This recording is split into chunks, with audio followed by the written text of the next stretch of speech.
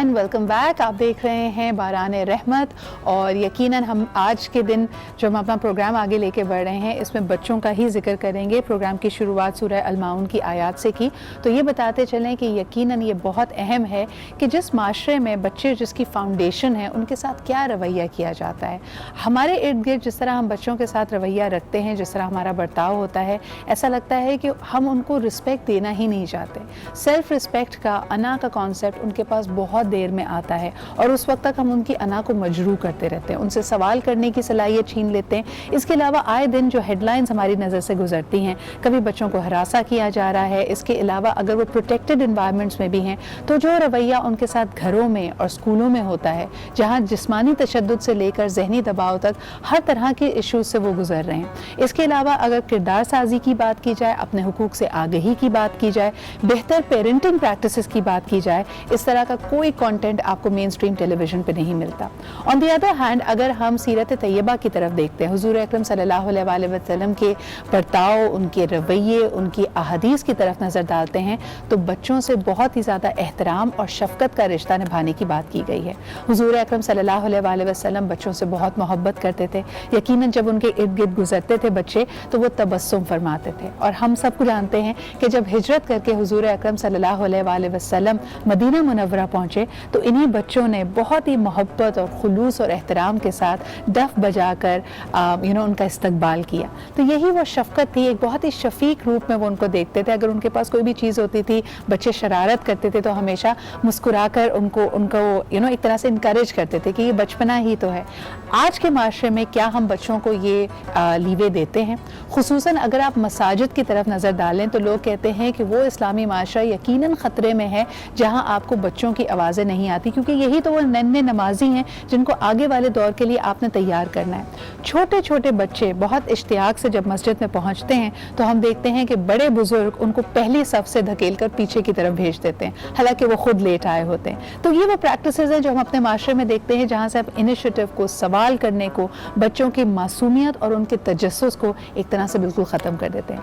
यही है जी हमारा आज का टॉपिक, और इसी हवाले से एक ऐसी ऑर्गेनाइजेशन जो बच्चों की सेहत के हवाले से बहुत काम कर रही है, उनकी टीम को भी हमने यहाँ पे मदऊ किया है। सबसे पहले आपका उनसे तारुफ कराते हैं। हमारे साथ मौजूद हैं एहसन रब्बानी साहब, आप ही के साथ तशरीफ़ रखती हैं Tabish Shahzad, you both members of the Child Life Foundation. बहुत बहुत शुक्रिया यहाँ पे मौजूद होने का। आपके साथ हमारे साथ मौजूद हैं Nazia Ali. Nazia is a motivational speaker, और जो बात हम कह रहे थे कि पेरेंटिंग और बच्चों और पेरेंट्स के बीच में जो खलीज बढ़ता चला जा रहा है, there is a vacuum, there is a gap, उसको कम कैसे किया जा सकता है, वो उस पर बात करेंगी। बहुत बहुत शुक्रिया नाजिया फॉर बीइंग हियर। इसके अलावा जो बाकी मेरे रेगुलर साथी मेरे साथ मौजूद होते हैं, आइए उनसे भी आपका तारुफ कराते हैं। हमारे साथ मौजूद हैं शेफ आयशा, बहुत ही खूबसूरत गुलाबी जोड़े में। वालेकुम अस्सलाम। क्या बनाने लगी हैं आयशा? आज अफगानी चिकन कढ़ाई बनाऊंगी और स्ट्रॉबेरी बनाना शेक। अच्छा, तभी आपने पिंक पहना है, आपने स्ट्रॉबेरी के साथ मैचिंग की हुई है। जी बिल्कुल, जबरदस्त। स्ट्रॉबेरी बनाना शेक इस सीजन में स्ट्रॉबेरी नहीं है, मैं स्ट्रॉबेरी आइसक्रीम का इस्तेमाल करूंगी। अच्छा, बच्चों के यानी वो जो सबको डांट पड़ी होती है ना, वो आइसक्रीम जिसको कोई नहीं देख रहा, फ्रीजर के कोने में पड़ी है, तो आज उसका मिल्क शेक बना लिया जाए।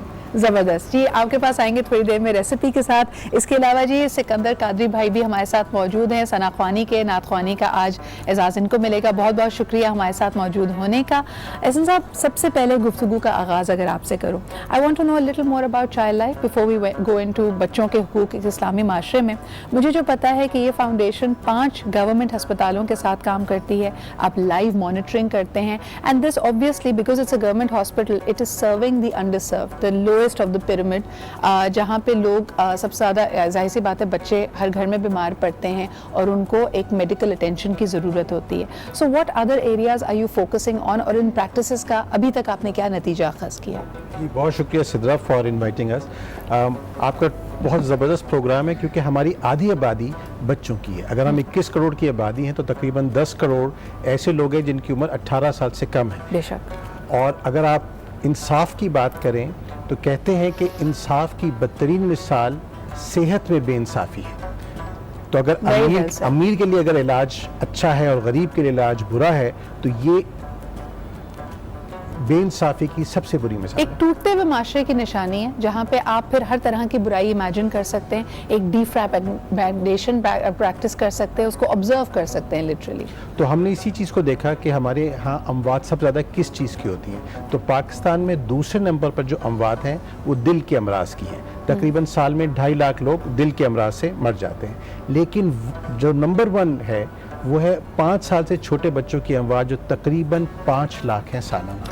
5 لاکھ بچے سالانہ ان کی موت واقع ہوتی ہے پاکستان میں only because of insufficient medical attention. Actually یہ بہت اچھا سوال آپ نے کیا کہ بچے مرتے کیوں ہیں. جی. کیونکہ ڈاکٹر سے آپ پوچھیں گے تو وہ کہیں گے کہ یہ نمونیا سے اور ڈائریا سے مرتے ہیں. اگر آپ پبلک ہیلتھ کے لوگوں سے پوچھیں گے تو وہی کہیں گے یہ خراب پانی اور ویکسینیشن نہ ہونے سے مرتے ہیں. لیکن آپ ان غریب بچوں کے ماں باپ سے پوچھیں گے تو یہ کہتے ہیں یہ معاشرے کی بے حسی سے مرتے ہیں, کیونکہ ان بچوں کو کوئی اپنا بچہ نہیں سمجھتا, کیونکہ ان کا علاج بہت آسان ہے اور بہت سمپل ہے. تو یہ جو 5 لاکھ اموات ہیں یونیسیف کہتا ہے 80% اس میں سے پریونٹیبل ہے. ان ادر ورڈز جیسے ہم پیچھے پلٹ کر دیکھتے ہیں اور اکثر لوگ بتاتے تھے کہ جی فلو ہوا اور ایک major portion of the population was wiped out, اور آج آپ کی عقل دنگ رہ جاتی ہے کہ صرف نزلے سے لوگ کیسے مر سکتے ہیں. اگر آپ ان اموات کا بھی جس طرح یہاں پہ تجزیہ کیا گیا انالیسز آپ کریں تو آپ کو نظر آئے گا 80% آف دیز لائیوز بلا وجہ ان کا ضیاع ہوا ہے. اور اگین قرآن مجید میں جیسے کہا جاتا ہے جس نے ایک انسان کی زندگی بچائی اس نے گویا پوری انسانیت کو بچایا. تو آپ سوچیں کہ کتنی بے قدری ہے اس معاشرے میں.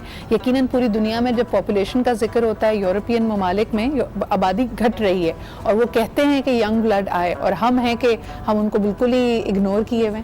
Tabish is a woman when you working in this field and I am sure کہ it strikes you in a different fashion, آپ کا کیا تجزیہ ہے آپ جب دیکھتی ہیں لوگوں کو خلق خدا کو اس طرح مشکلوں میں آزمائشوں میں؟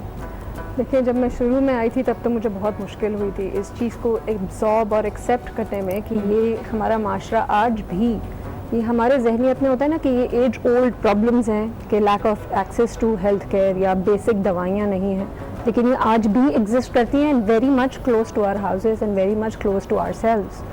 جیسے فار ایگزامپل ایک غریب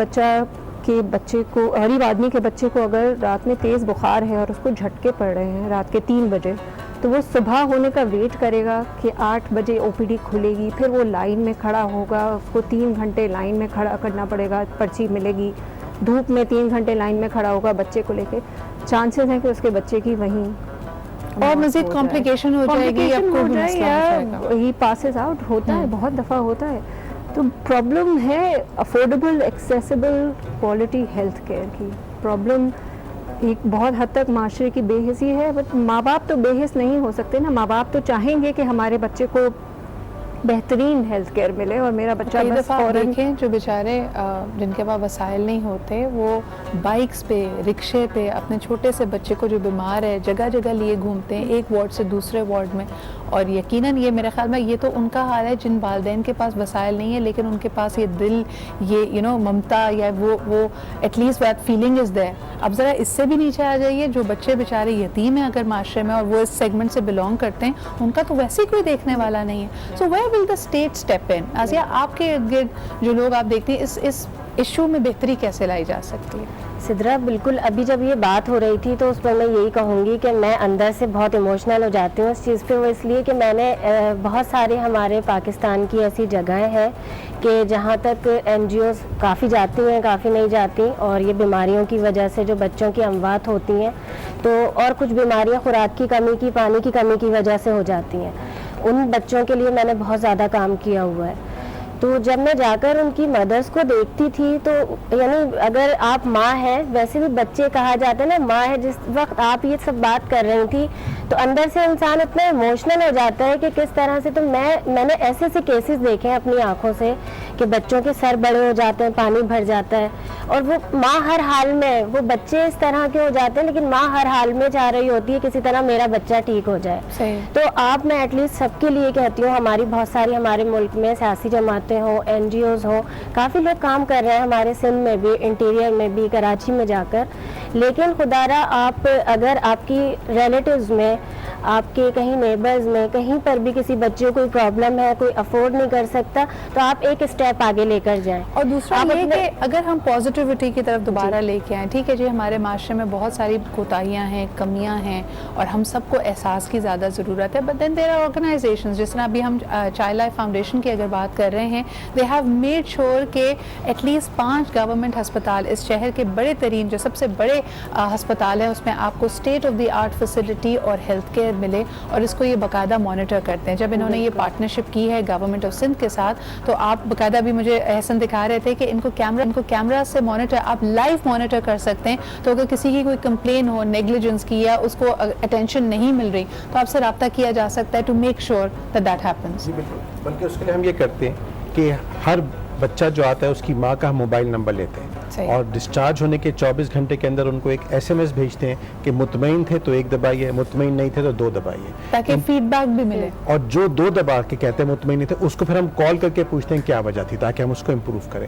اور میں بڑے ہمبلی اور فخر سے یہ کہنا چاہتا ہوں کہ اس کا انٹرنیشنل اسٹینڈرڈ ہے 64% امریکہ میں ایمرجنسی روم کا سیٹسفیکشن, اور آج کراچی کے 5 سرکاری ہسپتالوں میں ایمرجنسی روم کا سیٹسفیکشن 76% ہے. زبردست. اور اس کو میں ریٹریٹ کرنا چاہوں گی, سب کو یہ بتانا چاہوں گی کہ سرکاری ہسپتال میں جہاں پہ انٹرنیشنلی اسٹینڈرڈ مانا جاتا ہے, صرف 64% آپ کا مطمئن ہونے کا یا سیٹسفیکشن ریٹ ہوتا ہے اگر آپ انٹرنیشنلی ایمرجنسی میں جاتے ہیں. ان سرکاری ہسپتالوں میں 76% is the satisfaction rate. This is amazing. How did you achieve it Ahsan sahab? بہت آسانی سے اگر آپ کی ٹیم ایسی ہو جس کو پیشن ہو تو یہ کام آسان ہو جاتا ہے. میں نے ذکر کیا کہ ڈیتھس ہوتی ہیں, تو ہم نے اندازہ یہ لگایا کہ ایمرجنسی روم اگر حکومت کے ٹھیک ہو جائیں, جہاں غریب آدمی آتا ہے, تو آدھی اموات کم ہو سکتی ہیں. That is a very important point. احسن صاحب, I would want you to elaborate on it. لیکن اس وقت ایک بریک کی طرف ہم بڑھ رہے ہیں. آج کا ہمارا ٹاپک بہت ہی اہم ہے. ہمارے معاشرے, ہم فخر سے اسلامی معاشرہ کہتے ہیں, وہاں پہ بچوں کے حقوق اور ہماری طرف سے ان کی طرف جو ہمارے فرائض ہیں اس پہ بات کی جا رہی ہے. ایک چھوٹا سا break and we'll be right back.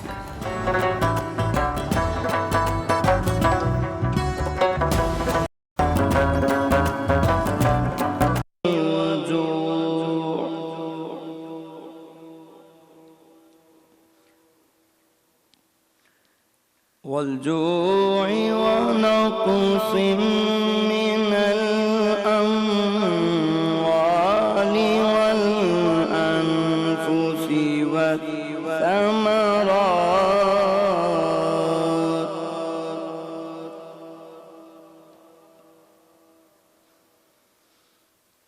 وبشر الصابرين الذين إذا أصابتهم مصيبة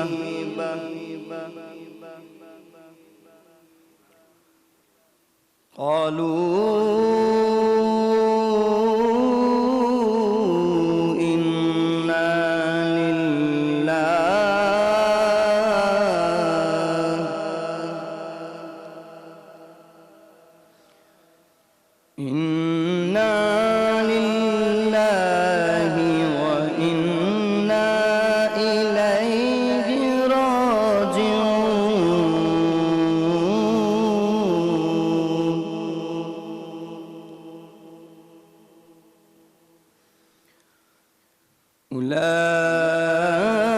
أولئك عليهم صلوات من ربهم ورحمة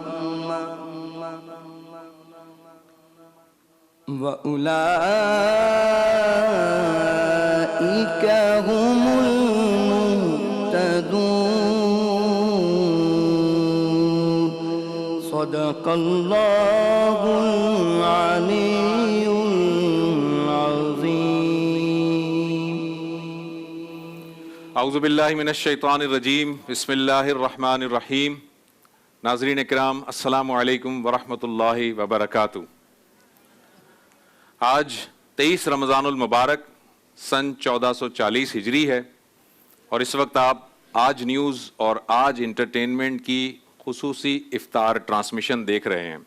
میں ہوں آپ کا ہوسٹ ڈاکٹر محمد زبیر احمد. آپ کے سامنے جو آیات ربانی پیش کی گئیں ان کو پیش کرنے کا شرف حاصل کیا حافظ نعمان قادری نے، اور جو آیات پیش کی گئیں وہ آیات سورہ بقرہ کی 155 سے لے کر 157 155 سے 157 تک کی آیات تھی۔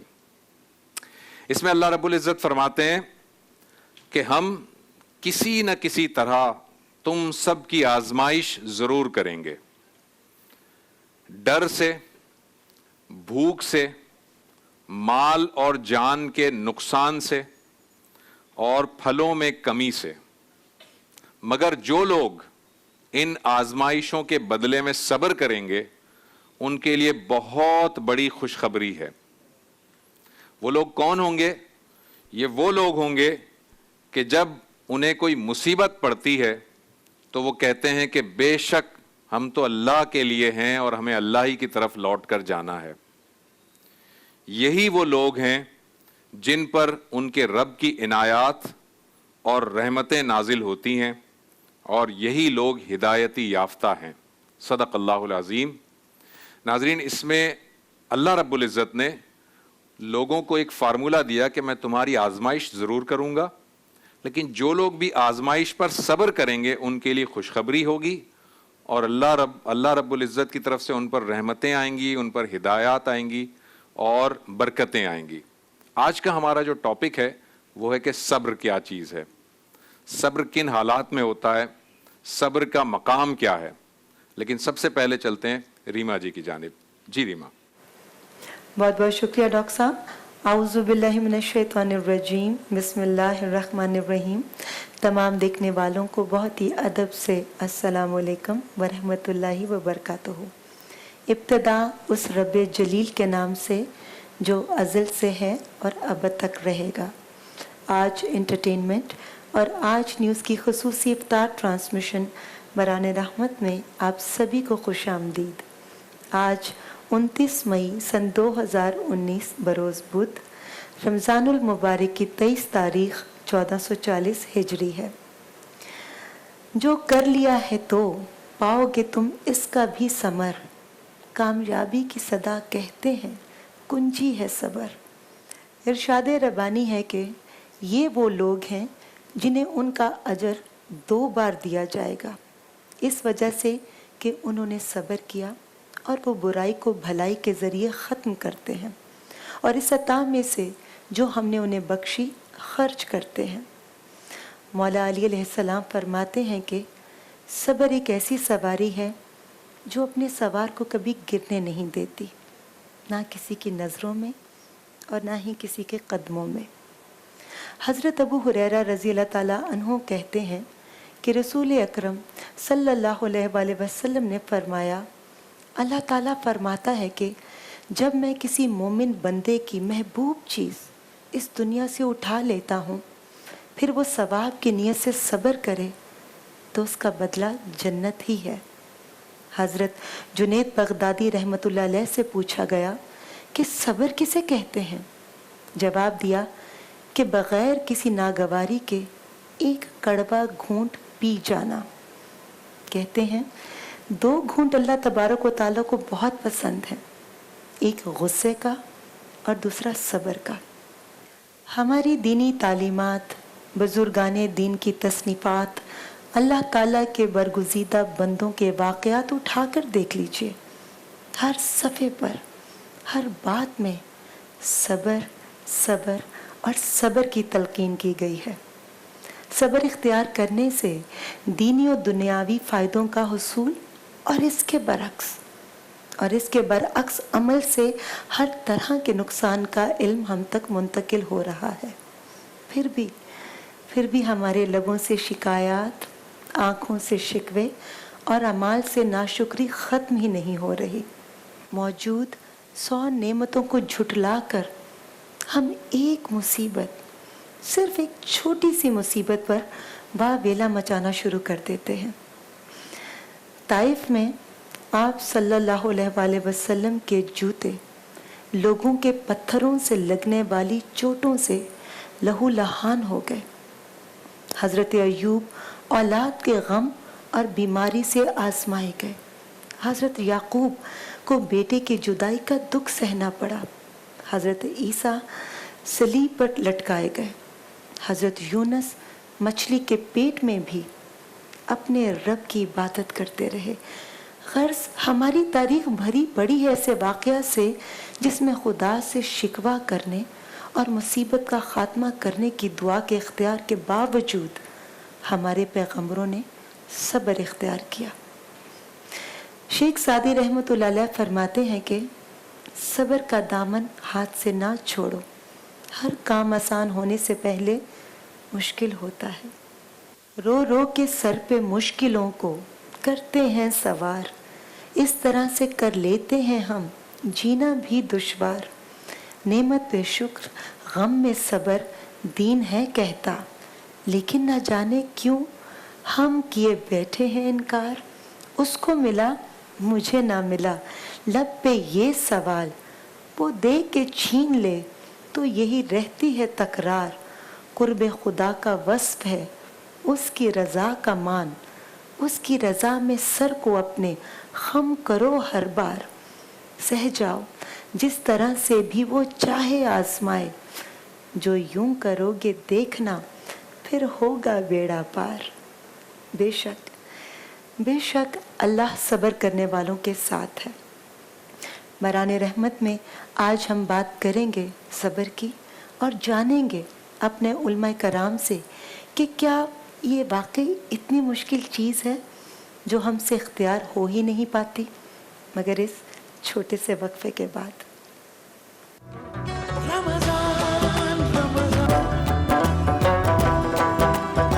इस तमाम चीज़ों पर आज गुफ्तगू होगी। मेरे साथ स्टूडियो में जो पैनलिस्ट मौजूद हैं मैं उनका तारुफ करवाए देता हूं। सबसे पहले मेरे साथ तशरीफ़ रखते हैं जनाब मुफ्ती इकबाल नक्शबंदी साहब। अस्सलाम वालेकुम मुफ्ती साहब। रहमतुल्लाहि व बरकातुहू। और उनके साथ साथ तशरीफ़ रखते हैं मौलाना ज़ामिन अब्बास ज़ैदी साहब। अस्सलाम वालेकुम जी। वालेकुम अस्सलाम व रहमतुल्लाह। जी रीमा, हस्बे मामूल क्या है आपके पास सब्र के सवाल? आज टॉपिक इतना इम्पोर्टेंट है जिसका मुजाहिरा मैं देख रही हूँ आप हमेशा करते हैं। मैं आपसे सीखने की कोशिश करती हूँ कि आप अल्लाह ताला सब्र करने वालों के साथ है ना, तो मैं सब्र करता हूँ। खूबसूरत सवाल होते हैं और बहुत ही गहरे सवाल होते हैं, बहुत मानी खेज, मगर इसके बावजूद आप सब्र का दामन पकड़ते हुए मुझे पहले मौका देते हैं। बहुत शुक्रिया डॉक्टर साहब, आपकी आला ज़रफ़ी है ये। मैं दोनों उलमा कराम से पूछना चाहूँगी कि अल्लाह ताला ने कुरान मजीद में सब्र की तलकीन करते हुए बेशुमार इनामात का वादा किया है और इसका अज्र भी बेहिसाब है, मगर आज हमारे मुआशरे में इसी चीज़ का फुक़दान नज़र आता है। हमारे दिलों पर एक गर्द जम चुकी है और उसमें सब्र कहीं नज़र नहीं आता। तो मैं पूछना चाहूँगी दोनों उलमा कराम से कि सब्र आखिर है क्या, इस पर थोड़ी सी रोशनी डाल दें। औज़ु बिल्लाहि मिनश शैतानिर रजीम, बिस्मिल्लाहिर रहमानिर रहीम, अल्हम्दुलिल्लाहि रब्बिल आलमीन वस्सलातु वस्सलामु अला मुहम्मद व आलिहि ताहिरीन, अम्मा बाद। सब्र मौला कायनात अमीर मोमिनीन अली इब्न तालिब नहज बलागा में जो नसीहतों का बाब है, जिसे बाब क़िसार कहते हैं, उसमें कहा कि अस्सब्र सब्रान, सब्र की दो किस्मतें हैं। अस्सब्र अला मा अनकरा वस्सब्र अम्मा युहिब्बु, कि सब्र की दो किस्में हैं। एक सब्र वो है कि उन चीज़ों पर सब्र करना है कि जो चीज़ें आपको पसंद नहीं है, और दूसरी सब्र किस्म यह है कि उन चीज़ों पर सब्र करना है कि जिनसे आप मोहब्बत करते हैं, जो चीज़ें आपको पसंद हैं। अब ज़ाहिर है कि इंसान की ज़िंदगी में दो ही तरह की चीज़ें होती हैं। कुछ चीज़ों को वो पसंद करता है, मोहब्बत करता है, कुछ चीज़ों से दूर रहना पसंद करता है। वो ये मिजाज, ये फितरत इंसानी, तबीयत इंसानी है, ठीक है। अच्छा, अब देखना यह है कि जब दो किस्में मौला कायनात हमारे सामने बयान की कि उन चीज़ों पर सब्र करना जो आपको पसंद नहीं है और उस पर सब्र करना जो आपको पसंद है। अब जो चीज़ें पसंद नहीं हैं उस पर सब्र करना और जो चीज़ें पसंद हैं उन पर सब्र करना, क्या ये मैं अपनी ज़ात के लिए कर रहा हूँ या इसमें मेरा मकसद है क्या इस हयात का मेरी ना?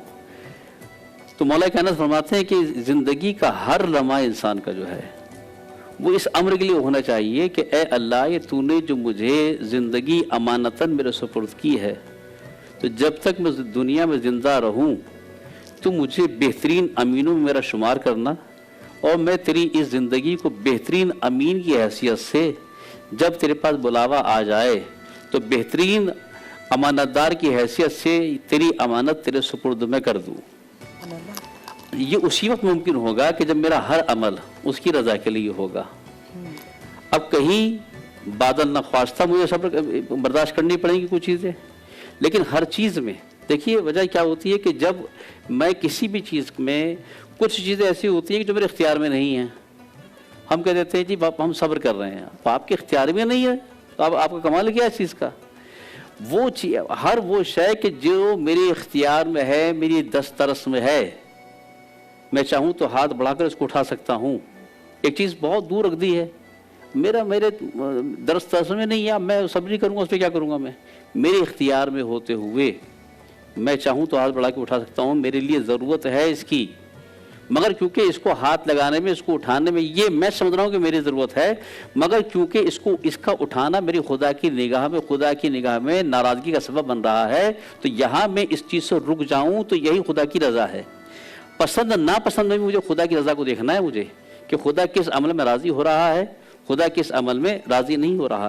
اس کی چھوٹی سی مثال میں بات کو لے کے جاؤں اگر کربلا کی جانب، تو یہ دیکھیے کہ کیا پانی امام حسین کے اختیار میں تھا یا نہیں تھا؟ کیا حاصل کر سکتے تھے یا نہیں کر سکتے تھے؟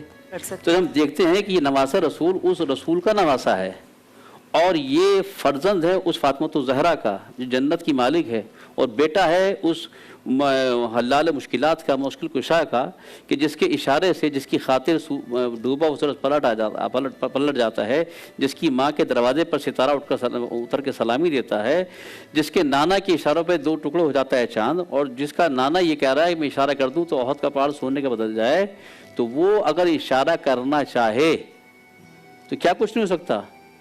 کہ میرا نیس نے کہا تھا کہ منتظر تھا فرات کا پانی، کر دیتے اشارہ تو خود آتا سلامی کو پانی.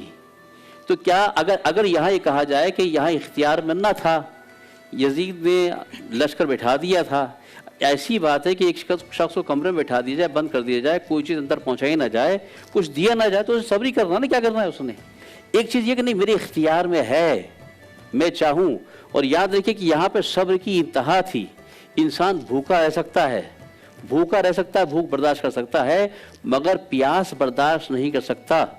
اختیار کے ہوتے ہوئے، ایسی طاقت کے ہوتے ہوئے، روحانی طاقت بھی اور جسمانی طاقت بھی. جسمانی طاقت واہی ابو الفضل البا کی صورت میں موجود ہے، مگر کیونکہ یزید یہ سمجھ رہا ہے کہ اگر میں نے پانی بند کر دیا ان کو اور پانی نہ پہنچا تو ان کو جھکانے میں کامیاب ہو جاؤں گا اور یہ سرنڈر کر دیں گے میرے سامنے. تو امام حسین نے اسی کے اسی ظلم کو ہتھیار بنا کر لوٹا دیا اس کی طرف، پلٹایا اس کی طرف، اور کہا کہ تو یہ ہر بار استعمال کر رہا، مگر ہم اسی کو ہتھیار استعمال کریں گے. تو کہا کہ اختیار میں تھا، مگر میرے رب کی رضا یہ ہے کہ میں پیاسا رہوں اور اس کی رضا میں پہنچ جاؤں. تو یہ وہ منزل ہے کہ جہاں پہ اس مقام پر ہم دیکھتے ہیں تو یہ نواسہ رسول، یہ انبیاء علیہ السلام میں بے شمار مثالیں ملتی ہیں کہ حضرت ایوب کا صبر، کس اعلیٰ درجے کے نبی ہیں، اور کیسا امتحان نہیں لیا اس اللہ تعالیٰ نے، بیماری کا امتحان ان سے لیا. یعنی اس حد تک بیمار ہوئے، اولاد ساتھ چھوڑ گئی، بیوی ساتھ چھوڑ گئی، جسم میں زخم ہو گئے، اور انتہا کی کیفیت یہ ہے کہ وہ کیڑے، ظاہر ہے کہ مقام نبوت ہے، بہت احتیاط سے لفظوں کو استعمال کر رہا ہوں کہ زخموں پر وہ کیڑے جو جسم پر چل رہے تھے اگر گر جاتے تھے تو خود اٹھا کر واپس رکھ دیا کرتے تھے اپنے مقام پر. یعنی انتہا ہے. تو بات یہ ہوتی ہے کہ حضرت ایوب کا صبر دیکھ لیجئے، حضرت ابراہیم کا، کہ نمرود یہ سمجھ رہا ہے کہ میں ان کو حق کے راستے سے روک دوں گا اگر دیکھتی ہوئی آگ جو بھڑکا رہا ہوں، جس کی میلوں دور تک جس کی تپش جا رہی ہے، تو شاید یہاں ابراہیم کو جھکانے میں کامیاب ہو جاؤں. کیوں کہ یہ ابراہیم وہ ہے کہ جس سے میری سلطنت کو خطرہ ہے، اور جو دعویٰ میں کر رہا ہوں اس دعوے کو توڑ دے گا. یہ وحدہ لا شریک تک پہنچانا اس کا مقصد ہے. لیکن تمام انبیاء کی مثالیں پھر آخر میں خود حضرت نبی حضرت محمد مصطفیٰ صلی اللہ علیہ وسلم کی مثال ہمارے سامنے موجود ہے. کیا کچھ اختیار میں نہیں تھا، کیا کچھ نہ تھا اختیار میں، مگر ہر چیز کو صرف اے اللہ تو راضی رہے. تو جیسے میں نے کیا کہ وہاں پہ بھی پسند ناپسند میں بھی میں نے فقط اپنی مرضی کو نہیں دیکھنا، یہ دیکھنا ہے جس چیز کو میں پسند کر رہا ہوں کیا اس پسند میں میرے اللہ کی پسند شامل ہے یا نہیں. जो चीज़ मुझे नापसंद है, क्या इसके नापसंद होने में क्या अल्लाह भी इससे नापसंद है, करता है या नहीं करता? अगर अल्लाह उसको नापसंद कर रहा है तो मैं नापसंद कर रहा हूं, तो फिर ये होगा खुदा के लिए नापसंद, उसको दूर, उससे उस पर सब्र करना, उससे दूर रहना। जिस चीज़ मैं पसंद कर रहा हूं, अगर अल्लाह भी उसको पसंद कर रहा है तो फिर वो पसंद, वो मेरी पसंद अल्लाह की पसंद कहलाएगी। अल्लामा साहब की गुफ्तगू की रोशनी में मैं मुफ्ती साहब आपसे पूछना चाहूँगी कि क्या सब्र की भी दर्जात हैं? अल्हम्दुलिल्लाह रब्बिल आलमीन वस्सलातु वस्सलामु अला सय्यिदिल अंबिया वल मुरसलीन अम्मा बाद फ़अऊज़ु बिल्लाहि समीउल अलीम मिनश शैतानिर रजीम बिस्मिल्लाहिर रहमानिर रहीम इन्नल्लाहा मअस साबिरीन सदक़ल्लाहुल अज़ीम। बेशक अल्लाह सब्र करने वालों के साथ है। सब्र कुरान पाक में कई मकामात पे सब्र का जिक्र आया है, 70 मकामात से भी ज़्यादा सब्र का जिक्र कुरान ने खूबसूरत अंदाज में बयान किया। वल्लाहु युहिब्बुस साबिरीन, अल्लाह साबिरीन से मोहब्बत फरमाता है। सब्र के मानी मैं जो समझा हूँ, हज़रत मौला अली करमल्लाहु वजहुल करीम का एक कौल, एक रिवायत सामने गुजरी है हज़रत अब्दुल्लाह बिन मसूद की। वो इरशाद फरमाते हैं कि सब्र ईमान है, अगर बंदा साहिब ईमान है, क्योंकि वो फरमाते खिताब शुरू आयत में या अय्युहल्लज़ीना आमनू, ऐ ईमान वालो तुम मदद लो सब्र से और नमाज से। ठीक। तो सब्र ईमान है। और सब्र के मानी और दर्जात का जहां तक ताल्लुक है, सब्र की मिसालें तो कुरान पाक ने बयान फरमा दी। जैसे मुफ्ती साहब आप दर्जात पे अगर आ रहे हैं तो मैं चाहता हूँ एक ब्रेक ले लूँ, फिर आप बताइएगा उसके दर्जात क्या हैं। एक छोटा सा ब्रेक लेते हैं, ब्रेक के बाद आएंगे, मुफ्ती साहब से पूछेंगे कि सब्र के दर्जात क्या हैं, एक छोटे से ब्रेक के बाद।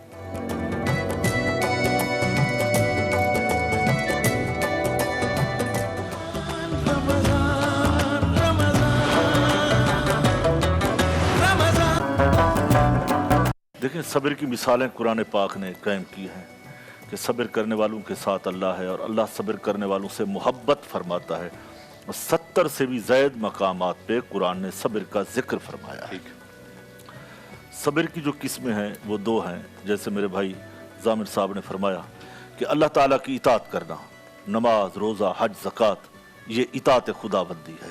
ठंडे पानी से वज़ू करना और सर्दियों के अंदर ये सब्र होता है, ये इताअत खुदाबंदी है। हराम चीज़ों से बचना, ये सब्र है। ठीक। अब रहे दर्जात, हर इबादत के दर्जे, अजर व सवाब अलग अलग है। मैं यूँ समझा देता हूँ कि नमाज पढ़ेंगे जन्नत मिलती है, रोज़ा रखेंगे जन्नत मिलती है, ज़कात देंगे तो जन्नत की बुनियाद, तमाम नेकियां करें जो कुछ मिलता है जन्नत मिलती है। सब्र वो चीज़ है कि इसमें जन्नत नहीं बल्कि खाले के जन्नत मिलता है, यानी अल्लाह का दीदार होना है। ये सबसे बड़ा सवाब, सबसे बड़ा अजर है, सबसे बड़ा दर्जा है। ठीक। इसीलिए कि सब्र जो है, जिसके मानी है रुकना या रोकना, यानी गुनाहों से रुकना, जो अल्लाह ने जो चीज़ों से रोका है, मना किया है, वहाँ से रुक जाओ। जो चीज़ें हलाल की हैं उन चीज़ों पे आगे बढ़ा जाए। और इसी तरह जो चीज़ें हमने ये बयान की, और दूसरे मानी में अगर अल्लाह की तरफ से लें, जैसे अल्लाह का एक नाम है सबूरुन, सब्र करने वाला, ये अल्लाह की सिफात है, उसमें लें तो उसके मानी ये बनेंगे मोहलत देना, यानी अल्लाह गुनाहगारों को, बंदों को मोहलत देता है। अल्लाह भी सब्र करता है, अल्लाह मोहलत देता है कि ये गुनाहों से रुक जाएं, तौबा कर ले, जहन्नम से बच जाएं। तो हमारा खुदा भी सब्र करता है। हमारी सब्र की मिसाल ये है कि इंसान के अंदर अकल भी है, शहवत भी है। तो दोनों चीजें जब मौजूद हों तो फिर सब्र का एक आला मियार होता है। फरिश्तों में अकल है, शहवत नहीं है। जानवरों में शहवत है, अकल नहीं है। इंसानों में ये दोनों चीजें रखी हैं। जब ये दोनों चीजें रखी हैं तो फिर फरमाया तुम अपने नफ्स को भी संभालो, अपने बदन को भी संभालो, अपने बदन को भी सब्र का आदी बनाओ और अपने नफ्स को भी सब्र के ऊपर लगा लो, क्योंकि बेसब्रा कोई इंसान नहीं होता। क्योंकि इंसान वो होगा जिसमें शहवत भी है और अकल भी है। ये दोनों चीजें हैं तो वो सब्र की मंजिल को जल्दी से तय कर लेगा। अच्छा मुफ्ती साहब ये बताइएगा कि जो आपकी गुफ्तगू से मैं समझा और जो आपकी गुफ्तगू से मुझे समझ आ रही है बात, वो ये कि सब्र का लफ्ज़ एक तो अरबी में बोला जाता है और एक हम उर्दू में भी इस्तेमाल करते हैं। तो मेरा ख्याल में सब्र अरबी में किसी और मफहूम और मायने में इस्तेमाल होता है और उर्दू में किसी और मफहूम और मायने में इस्तेमाल होता है। उर्दू में शायद इस मानों में इस्तेमाल होता है कि अगर एक शख्स मजबूर है तो वो सब्र करेगा, लेकिन अरबी में मफहूम शायद وہ استطاعت کے باوجود اس کو صبر کی بات کر رہے ہیں. مطلب اگر میں چیز کوئی کر نہیں سکتا تو میں کہوں گا میں صبر کر رہا ہوں. ایسا ہے کیا اردو اور عربی میں؟ ایسا نہیں ہے. ایسا نہیں ہے. مجبور کی بات نہیں ہے. وہ اگر بیمار ہے تو وہ کہتا ہے کہ میں مجبور ہوں اب اس لیے صبر کر رہا ہوں. اگر وہ بیمار ہے تو صبر بھی کرے گا, علاج بھی کرے گا, دوا بھی لے گا, دعا بھی کرے گا, صبر بھی کرے گا. ہائے وائے نہیں, میں اس کی بات نہیں کر رہا. میں اس کی بات نہیں کر رہا. میں کہہ رہا ہوں کہ ایک شخص سے بدلہ لینے پر میں قادر نہیں ہوں, تو میں چونکہ قادر نہیں ہوں تو میں کہوں گا میں صبر کرتا ہوں. لیکن ضامن صاحب نے جس کی طرف اشارہ کیا وہ یہ کہ میں بدلہ لینے پر قادر ہوں پھر بھی میں صبر کر رہا ہوں. تو عربی میں شاید صبر کا مفہوم کچھ اور مجھے محسوس ہو رہا ہے, اردو میں کچھ اور ہے. میں جو سمجھا ہوں ایسا نہیں ہے. جو روایتیں ہیں, صبر ایک معصیت الہی کا نام بھی ہے. اللہ کی رضا پہ راضی لینا یہ بھی ایک صبر ہے. اگر طاقت ہے, طاقت کے باوجود آپ اس کو معاف کر رہے ہیں, یہ سب سے بڑا صبر ہے. اس میں بھی صبر کے معنی آتے ہیں, اس کی الگ الگ تعویلیں ہیں. ٹھیک ہے. میں علامہ صاحب سے پوچھنا چاہوں گی کہ ہم سے وہ صبر کیوں نہیں ہوتا جس کے دین میں احکامات ہیں؟ دیکھیے, اللہ تعالیٰ نے جن لوگوں کو پسند کیا ہے, انما یتقبل اللہ من المتقین, اعمال کے بارے میں کہا کہ اللہ فقط صاحبانہ تقوی کے اعمال کو قبول کرتا ہے. ہر متقی صابر ہوتا ہے مگر ہر صابر متقی نہیں ہوتا. ٹھیک ہے, ہر صابر متقی نہیں ہو سکتا لیکن ہر متقی صابر ہوگا. جیسے ہر شجاع طاقتور ہوتا ہے مگر ہر طاقتور شجاع نہیں کہلاتا. شجاعت میں اور طاقت میں فرق کیا ہے؟ طاقتور بے محل بغیر دیکھے حق ناحق دیکھے ہوئے اپنی طاقت کا مظاہرہ کرتا ہے, مگر شجاع اپنی طاقت کو وہیں استعمال کرتا ہے کہ جہاں اس کا رب چاہ رہا ہوتا ہے, ورنہ تلوار کو نیام میں رکھ لیتا ہے. مولا کائنات کی مثال ظاہر ہے کہ ہمارے پاس مثال الحمدللہ اصحاب کرام کی, اولیاء کرام کے ائمہ کی ایسی مثالیں موجود ہیں کہ ہم دنیا کی مثال ڈھونڈنے کی ضرورت ہی نہیں ہے ہمیں. ٹھیک ہے نا, کہ کہاں تلوار نکل رہی ہے اور کہاں تلوار نیام میں ہے. جب پوچھا جاتا ہے کہ اے علی کہاں وہ تلوار میان سے باہر تھی اور کہا کہ وہاں تلوار نکالنا رضا الہی تھا, یہاں تلوار کو رکھنا اور صبر کرنا ان مصیبتوں پر یہ بھی رضا الہی ہے. تو بات یہ ہے, آپ نے بہت اچھا فرمایا. بلکہ ایک موقع پر سیدنا علی کو کہا کہ آپ نے مجھے کیوں چھوڑ دیا, تو فرمایا کہ پہلے میں تم سے جو لڑ رہا تھا وہ اللہ کے جنگ اعظم میں, بالکل مثالیں دشمن کے سینے پہ چڑھے ہوئے ہیں, بالکل تلوار فضا میں ہے, اگلے لمحے میں سر تن سے جدا ہو سکتا ہے. اس نے لعاب دہن کو اچھالا. اچھا, اس نے لعاب دہن کو اچھالا تھا, اس نے توہین کے لیے نہیں اچھالا تھا. اکثر ہم کہتے ہیں توہین کی. یہ دشمن, اس دشمن نے, ایسا دشمن جو علی کے قدموں گھٹنوں تلے دبا ہوا ہے, اس نے اس لعاب دہن کو بطور ہتھیار استعمال کیا تھا کہ گویا میرے پاس کوئی ہتھیار نہیں ہے, یہ لعاب دہن کو بطور ہتھیار استعمال کروں, علی اس پر غصے میں آ کر میرے پاس ہٹ جائیں گے یا مجھے مار دیں گے, دو میں سے کوئی کام کریں گے. مگر جیسے لعاب دہن اس نے اچھالا میرے مولا کی طرف, بردستہ کچھ دیر رک کے سینے سے اتارا ہے.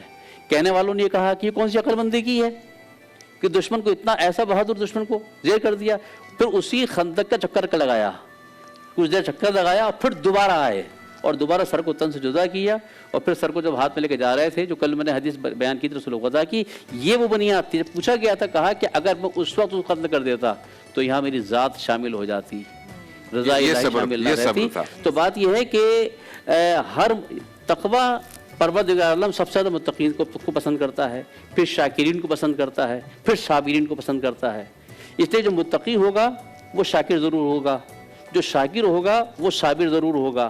یہ سب یعنی ایک سیکوینس ہے اس چیز کو. ٹھیک ہے نا. تو صبر جو ہے, اب آج ہمارے ہاں معاشرے میں جیسے آپ کہہ رہے تھے نا کہ صبر کا دوسرا نام کیا ہے, اگر ہم اس کو اردو میں کہیں نا تو برداشت, قوت برداشت. عام اصطلاح میں اس کو برداشت کہیں گے, شریعت میں اس کو نام صبر کا دیا گیا. آج ہمارے جتنے معاشرتی مسائل معاملہ دیکھ لیجئے, گھریلو مسائل دیکھ لیجئے, آج گھر کے گھر جو تقسیم ہو گئے, گھروں میں بھائیوں میں اختلاف, ساس بہوؤں میں اختلاف, 10,000 مسائل. کیوں کہ قوت برداشت ختم ہو گئی. اور قوت برداشت کیوں ختم ہو گئی کہ ہر رشتے کے اندر میں اپنی مرضی دیکھ رہا ہوں کہ جس میں میں خوش ہوں اس میں میرا سامنے والا خوش ہو. یہ رحمان ہے مولا, رحمان ہے مولا, رحمان ہے مولا, رحمان ہے مولا. मौला रहमान है मौला। یہ تھے شفیق احمد صاحب اور بڑی پیاری آواز اللہ تعالیٰ نے انہیں دی ہے۔ ہم بات کر رہے تھے صبر سے متعلق، اور جب میں بریک پہ جا رہا تھا تو میں نے کہا تھا کہ پیغمبروں کی، خلفائے راشدین کی، اماموں کی، اولیاء کرام کی مثالیں تو اپنی جگہ پر ہیں، لیکن میرے جیسا ایک عام آدمی، گناہ گار آدمی، اس کا صبر کا پیمانہ لبریز ہو جاتا ہے۔ اس میں کیا کیا جائے، کیا اس کو کیسے ہم مینیج کریں گے؟ ضامن صاحب دیکھیے، جب ہم بات کرتے ہیں نا کہ انبیاء علیہ السلام، ائمہ علیہ السلام، اولیاء، اصحاب کرام، اکثر لوگ یہ کہتے ہیں ارے حضور ہم ان کی سیرت پہ عمل کر کے کوئی وہ تھوڑی بن جائیں گے۔ کس نے کہا وہ بن جائیں گے؟ یا بھائی وہ امام کا مرتبہ آپ کو کہاں سے مل جائے گا؟ وہ اصحاب کا مرتبہ آپ کو کہاں سے مل جائے گا؟ یہ دیکھیے کہ انہوں نے جو کردار پیش کیا، اللہ کا صفتی اسم ایک ہے یا اللہ، بقیہ جو اللہ کے صفتی اسما ہیں، کسی نے آج تک دیکھا کہ اللہ راضی کیسے ہے؟ اللہ رازق ہے نا؟ کسی نے دیکھا دیکھتے ہوئے کسی کو اللہ؟ کسی نے دیکھا اپنی آنکھوں سے؟ اللہ محسن ہے، احسان کرتا ہے، کسی نے دیکھا آج تک احسان کرتے ہوئے؟ اللہ عزیز ہے، وہ دوست رکھتا ہے، کسی نے دیکھا آج تک کہ اپنی آنکھوں سے؟ بالکل ٹھیک ہے، بالکل ٹھیک ہے۔ یہ جو انبیاء علیہ السلام ہیں، یہ جو اولیاء کرام ہیں، یہ جو ائمہ علیہ السلام ہیں، یہ جو اصحاب کرام ہیں، اللہ نے کہا ہے جو میرے صفتی اسما ہیں، ایسی شخصیتیں بھیج رہا ہوں میں، تم میں ہی سے ہوں گے۔ جو کل میں نے ایک روایت پڑھی تھی نا حدیث قدسی کی کہ ابدیت میں سب کو دعوت دی گئی ہے، اپنے اپنی عبادت کی اطاعت کی انتہا ہے۔ جو اطاعت الہی کو سمجھ گیا، کہا کہ احسان نام میرا ہے، احسان یہ کریں گے، تم دیکھنا کہ یہ کیسے احسان کرتے ہیں تو ان کا رب کیسے احسان کرے گا۔ یہ رازق ہیں، جب یہ کیسے دیکھتے ہیں تو دیکھو ان کا رازق کیسے رسالہ کر رہا ہے۔ غرض یہ کہ عمل ان کا ہوگا۔ تمہارا کام فقط اتنا ہے کہ جو قدموں کو نشانی چھوڑ کر جا رہے ہیں، تم انہی قدموں پر نشان بنانے کی کوشش تو کرو، چلنے کی تو کوشش کرو۔ جتنی کوشش کر سکتے ہو اتنی تو کرو۔ ہم یہ کہتے ہیں کہ جیسے آپ ایک بات کہہ رہے تھے کہ صبر کی انتہا ہو گئی، صبر کی انتہا نہیں ہوتی، انسان کی انتہا ہو جاتی ہے۔ انسان اپنی حدوں کو ممکن کر لیتا ہے کہ اب اس سے آگے میں نہیں بڑھ سکتا۔ صبر کی کوئی انتہا نہیں ہے۔ صبر کی انتہا کو تو انسان سوچ بھی نہیں سکتا کہ صبر کی انتہا کا ہے کہ وہ انتہا جہاں خدا خوش ہو جائے۔ وقفے میں ایک بات ہو رہی تھی، میں کہتا چلوں، ایک آزمائش اولاد کی آزمائش ہوتی ہے۔ بعض گھرانوں میں دیکھتے ہیں کہ ایب نارمل بچے پیدا ہو جاتے ہیں، ان ماں باپ سے پوچھیے کہ وہ ماں باپ، اب یہاں دیکھیے کیا خدا عادل نہیں ہے؟ کیا خدا نے اس خاندان سے ظلم کیا ہے؟ نہ، ایسی بات نہیں ہے۔ وہ پروردگار عالم کی نگاہوں میں وہ ماں باپ محبوب والدین قرار پائے۔ خدا کہتا ہے میں دیکھنا چاہ رہا ہوں صحت مند اولاد دے کر تو سب کو دیکھا، ایک ایسا بچہ دے کر دیکھتا ہوں۔ اور وہ بچہ جس گھر میں ہوتا ہے، ظاہری طور پر وہ بڑی بلا، بڑی مصیبت، بڑی پریشانی لگ رہا ہوتا ہے، لیکن صاحب خانہ کو نہیں معلوم ہوتا کہ کتنی کرامتیں، کتنی نعمتیں فقط اس بچے کی وجہ سے میرے گھر میں ہیں، کتنی بلاؤں سے میرا گھر کو اللہ نے محفوظ کر دیا ہے۔ یاد رکھیے، یہاں مطلب کہنے کا نہیں ہے، خدا کی بارگاہ میں دعا وہ شکر کریں والدین کہ جن کو اللہ نے اس آزمائش میں مبتلا نہیں کیا۔ وہ 6 چیزیں جو حدیث قدسی میں کہی گئی کہ ستۃ من یا عبادی ستۃ منی و ستۃ منکم، 6 چیزیں اے بندے میری طرف سے تیرے لیے ہیں اور 6 چیزیں تیری طرف سے میرے لیے ہونی چاہیے، جس میں سے من جملہ کہا کہ الرزق منی والشکر منکم، المغفرۃ منی والتوبۃ منکم، والاطاعۃ والجنۃ منی والاطاعۃ منکم، من جملہ اس میں کہا البلاء منی والصبر منکم، امتحان آزمائش میری طرف سے ہوگی، صبر تمہاری طرف، صبر منکم، مگر صبر تیری طرف سے چاہتا ہوں میں۔ اور میں دیکھنا چاہتا ہوں کہ تو اللہ، اگر تجھے یقین ہو جائے کہ تو اس قابل ہے، اگر میں یہ سوچوں کیا میں اس لائق بن گیا کہ اللہ مجھے کسی امتحان میں آزما رہا ہے، تو ظاہر ہے کہ امتحان میں کسی ذہین اور پسندیدہ شاگرد ہی کو آزمایا جاتا ہے۔ اگر میں اس امتحان میں بھی پورا اتر جاؤں تو یہ بھی شکر کی منزل ہے کہ اللہ تو نے اس قابل سمجھا کہ کچھ آزمائش ہو تو مجھے صبر کا امتحان دے رہا ہے اور منزل شکر پر پہنچانا چاہ رہا ہے تو مجھے۔ میں پوچھنا چاہوں گی، بہت خوبصورت، بہت ہی جامع گفتگو کی آپ نے۔ مفتی صاحب، میں آپ سے پوچھنا چاہوں گی کہ صبر کو بدلے پر فوقیت کیوں دی گئی ہے؟ پہلی بات جو میرے بھائی ضامن صاحب فرما رہے تھے نا، ایسا ہی ہے کہ ہمارا خدا ڈاکٹر صاحب ظالم نہیں ہے، شفاق نہیں ہے کہ صبر بھیجا اور پھر ہمارے اندر طاقت بھی نہیں ہے صبر کرنے کی، اور ہمیں محض مجبور بھی نہیں بنایا بلکہ طاقت دی ہے، صبر بھی کر سکتے ہیں۔ बुजुर्गान दीन, अइम्मा, औलिया, कामिलीन, सालेहीन, अंबिया किराम ने सब्र करके दिखाया है। हुक्म यही है कि इनकी देखा देखी करो, इनके नक्शे कदम पर चलो। अगर तुम्हारे असलाफ, अबाओ, अजदाद इन नेमतों को हासिल कर सकते हैं, सब्र कर सकते हैं, तो तुम भी कोशिश करो। हाँ, दर्जे में फर्क है, उनके जो दर्जात थे वो बुलंद बाला है। हम जितना सब्र करेंगे उतना सवाब पाएंगे। ठीक। तो इसी तरह जब सब्र का हुक्म नफ्स पर आएगा तो आजिज़ी पैदा होगी, ये तकब्बुर, गरूर टूटेगा, हसद, कीना, बुग़्ज़, ये सारी बीमारियां खत्म होंगी। और हो सकती हैं ये सारी बीमारियां खत्म अगर कोई सब्र करने वाला है। अल्लाह ने कोई ऐसी चीज नादिल नहीं फरमाई जो इंसान के मखलूक के फायदे में ना हो या बेमकसद हो। तो सब्र के मानी भी है, सब्र एक बामकसद चीज भी है, सब्र नेमत भी है, सब्र एक शुक्र की जनाब एक शाख है, यानी बगैर सब्र के शुक्र इंसान कर ही नहीं सकता। शुक्र पे तो एक नेमत मिलती है और सब्र पे लाखों लाख नेमतें, और सबसे बड़ी नेमत जो है वो दीदार इलाही है। बिल्कुल सही है। इस पे ज़रा अल्लामा साहब आपके पास आऊँगा मैं। अब हम सब्र पे तो गुफ्तगू कर रहे हैं, लेकिन एक और लफ्ज़ है हमीयत। हमीयत मेरे सामने जो है वो एक ऐसी चीज़ हो रही है जो कि इस्लाम के बुनियादी अकायद के ख़िलाफ़ है, या कोई मासियत है, या कोई बुराई है। अब मेरी हमीयत का तकाजा तो यह है कि नहीं, मैं उसको जो है होने ना दूं।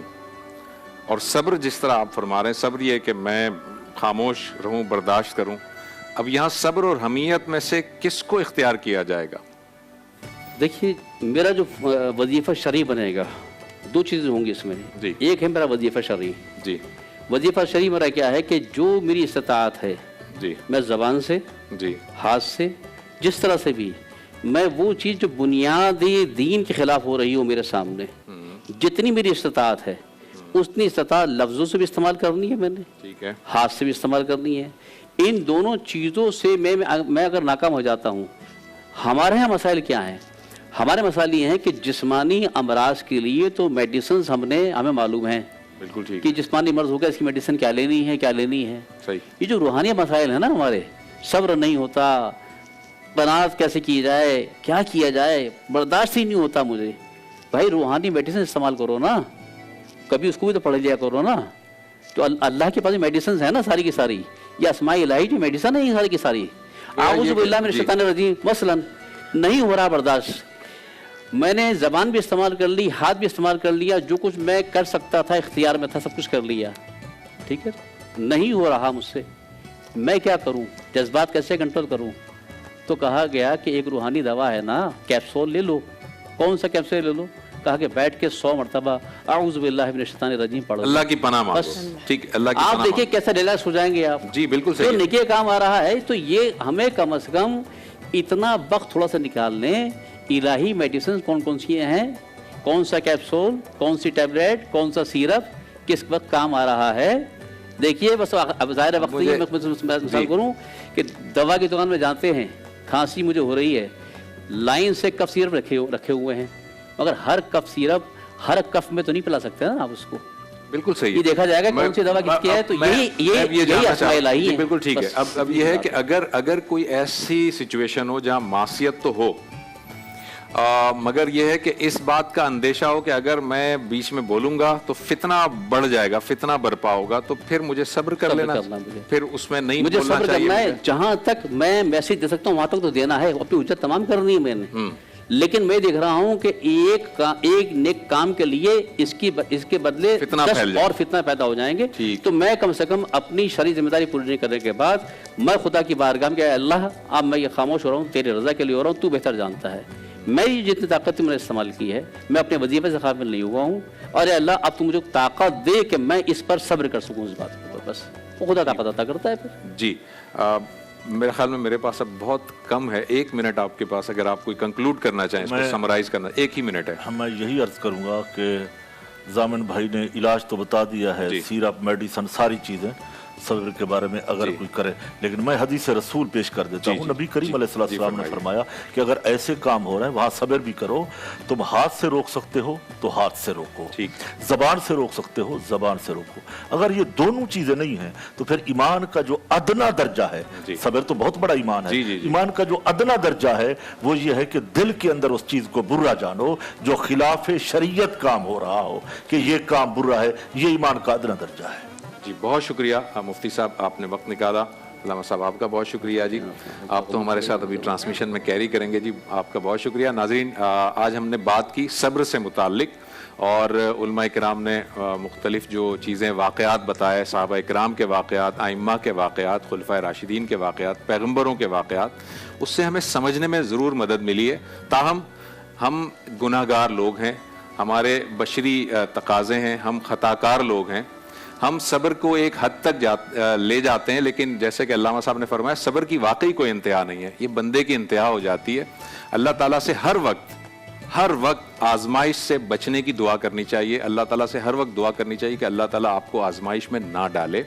ताहम अगर कभी कोई आजमाइश आती है तो जैसे कि कुरान मजीद की सूरह बकरा ने अल्लाह ताला ने फरमाया कि जो लोग सब्र करेंगे उनके लिए बहुत बड़ी बशारत है, बहुत बड़ी खुशखबरी है। अपने इस प्रोग्राम को यहीं पर मैं कंक्लूड करता हूँ। कल इंशाअल्लाह ताला नए टॉपिक के साथ आपके सामने हाजिर होंगे। मुझे इजाज़त दीजिए, अल्लाह हाफिज़।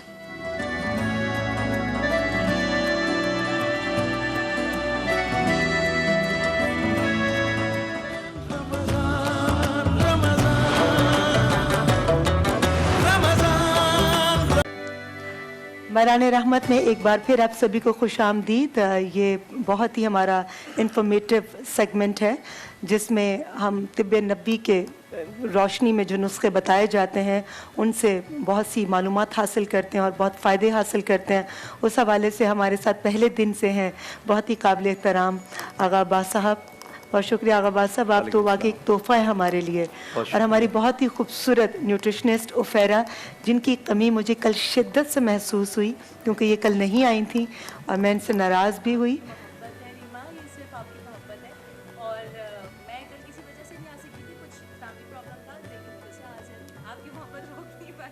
माइक का प्रॉब्लम है, माइक बिल्कुल ठीक करते हैं। और मैं आप सब लोगों को बताती चलूँ कि हम लोग हमेशा बहुत गिले करते हैं और एतराज़ात करते हैं कि हमारे सरकारी हस्पताल जो हैं वो इस काबिल नहीं होते कि वहाँ पर सही तरह से इलाज किया जाए या वहाँ पर जाकर मरीज़ को वो सहूलियात मुयस्सर नहीं होती जो किसी प्राइवेट हॉस्पिटल में होती हैं। मगर अच्छे लोग भी हैं और लगता है कि जो क़यामत अभी तक नहीं आई उसकी वजह यही है कि अभी भी दुनिया में अच्छे लोग हैं और अच्छी सोच को लेकर चल रहे हैं और अच्छे काम को भी। ऐसी एक शख्सियत आज हमारे प्रोग्राम में है जिनका नाम है अब्दुल वहाब डोगर साहब। बहुत शुक्रिया कि आप तशरीफ़ लाए। आपके बारे में मैं बताती चलूँ कि अब्दुल वहाब डोगर साहब की सरबराही में अभी तक 50 जिगर के हवाले से ऑपरेशन किए गए हैं, जिनमें से 30 जो हैं वो कामयाब हुए हैं। और ये किसी भी सॉरी ठीक कर दें प्लीज़, ये 30 कामयाब नहीं, 30 पिछले 3 महीनों में हुए। पिछले 30 जो है वो 3 महीनों में हुए हैं। और कामयाबी की शरह क्या है? 87%।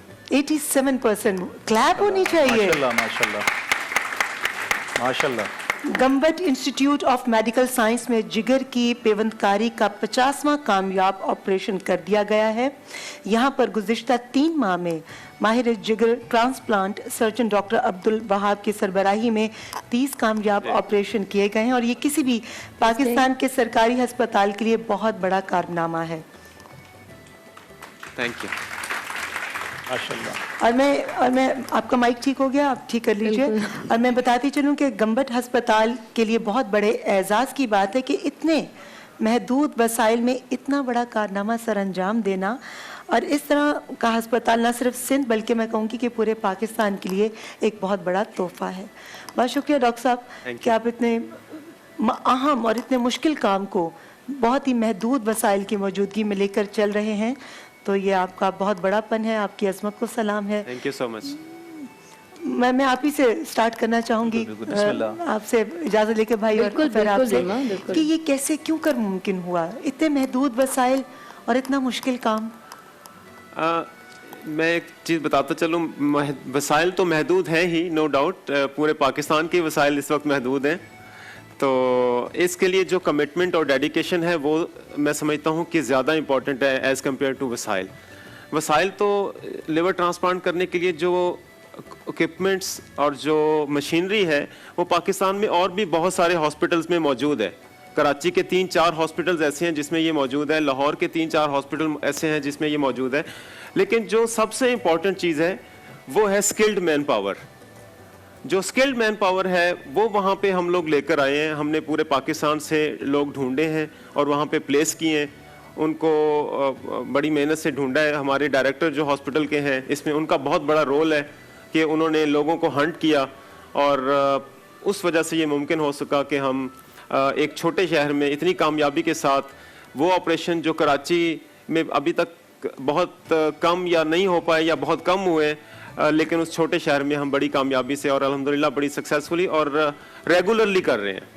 बहुत शुक्रिया। वक्तन फ़वक्तन मैं आपसे पूछती रहूँगी, मज़ीद मालूमात हासिल करती रहूँगी। जी आकाबाज भाई, आपको पता है कि जिगर, जी हाँ, कभी कभी कहा जाता है कि दिल से भी अहम जो एक उज़ू है हमारे जिस्म के अंदर वो जिगर है। बहुत नाजुक होता है, बहुत नाजुक, जिसके बगैर रहना नामुमकिन है। ट्रांसप्लांट भी होते हैं जिगर, मगर मैं कहती हूँ कि ये कितना बड़ा एक काम सर अंजाम देता है कि हर चीज़ को फिल्टर करके हमारे पूरे जिस्म में सफाई का काम, और सफाई निस्फ़ ईमान है। बिल्कुल, जबकि मुझे लगता है पूरी बॉडी के अंदर सारा काम ही जिगर कर रहा है। जिगर का काम है, इसीलिए तो बच्चों को अक्सर माँ कह रही थी मेरे जिगर का टुकड़ा हो। हाँ, और दिल कह रहा था शाबाश शाबाश शाबाश शाबाश शाबाश। दिल सबको थपकी दे रहा है और शाबाश शाबाश करके सबकी हौसला अफजाई कर रहा है। तो इसी हवाले से बहुत इंपॉर्टेंट सवाल, तिब्बे नबी के नुस्खों की रोशनी में आप मुझे बताइएगा कि जिगर की बीमारियाँ किन वजूहात की बिना पर होती हैं? बिस्मिल्लाहिर्रहमानिर्रहीम। देखिए, ये जो मैं बात करने जा रहा हूँ ये मेरे तिब्बे अंबिया की बातें हैं, मेरे नबी करीम सल्लल्लाहु अलैहि वसल्लम के इल्म की बातें हैं। और ये जो इल्म है तिब्बे अंबिया और तिब्बे नबी अकरम सल्लल्लाहु अलैहि वसल्लम, ये वही परवरदिगार है। परवरदिगार की वही की वजह से ये इल्म वजूद में आया। इसकी बुनियाद तजर्बा नहीं है, इसकी बुनियाद वही है, परवरदिगार की बुनियाद पे ये वजूद में आया।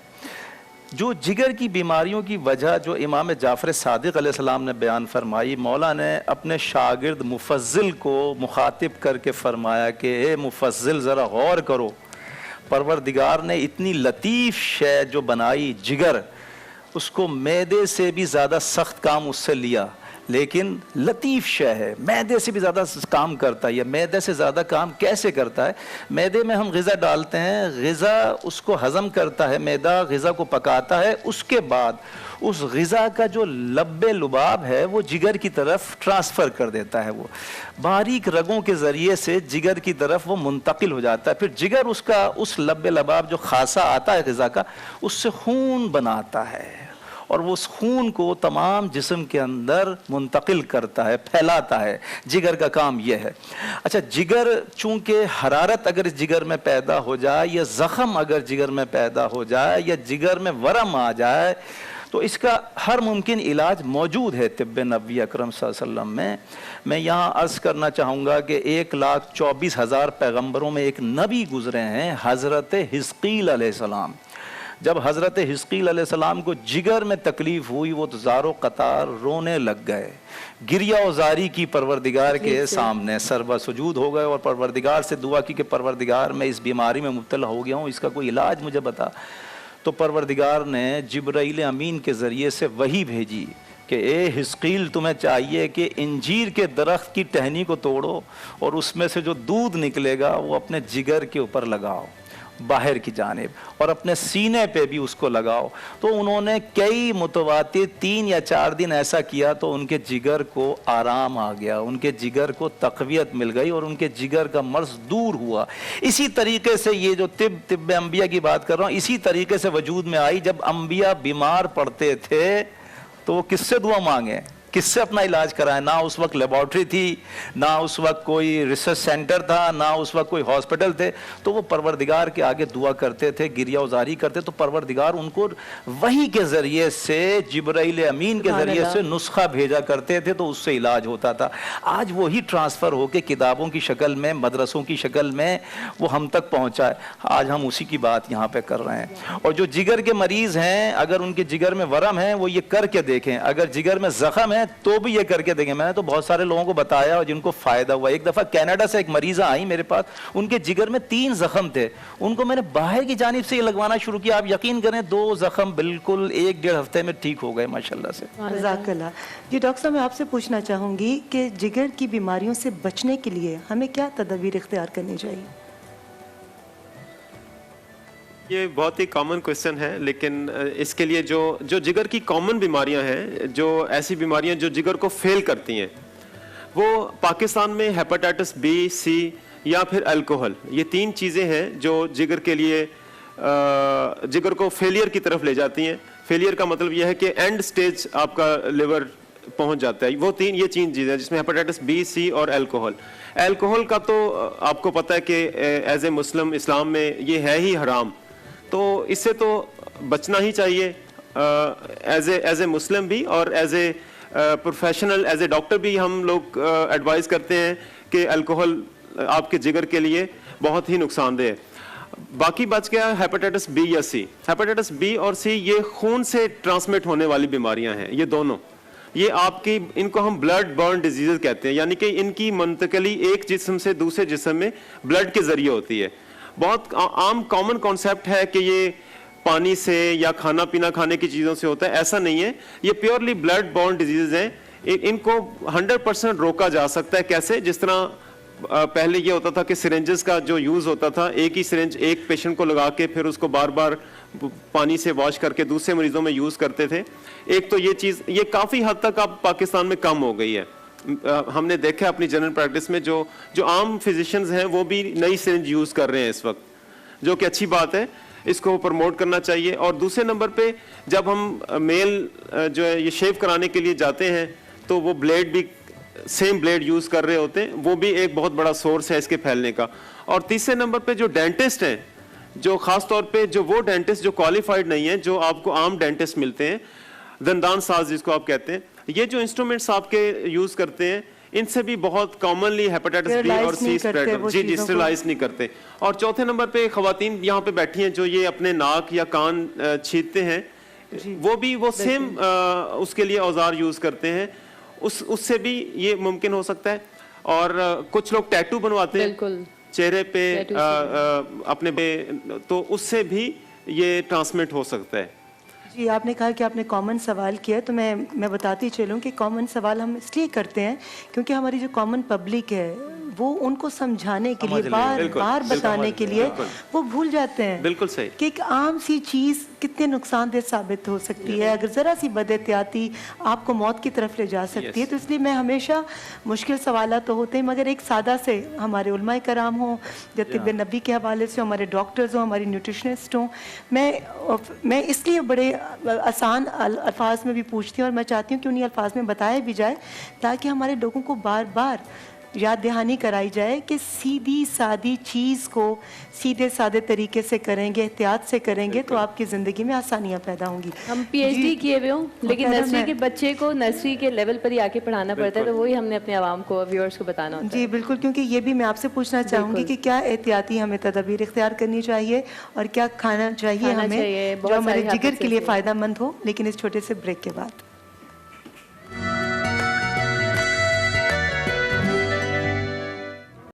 صبر کا مظاہرہ کرتے ہوئے اپنا جواب روک لیا تھا کیونکہ آج ہمارا ٹاپک بھی صبر ہے. اچھا جی, تو میں پھر اب آپ سے پوچھنا چاہوں گی, صبر کا پھل میٹھا, آپ کو ٹائم بھی اب زیادہ ملے گا. آپ مجھے بتائیے گا کہ جگر کو بیماریوں سے بچانے کے لیے کیا تدابیر اختیار کرنی چاہیے, اور ایسی کون سی غذا ہم کھائیں جس کی وجہ سے ہمارا جگر جو ہے وہ صحت مند رہے. صحیح ہے.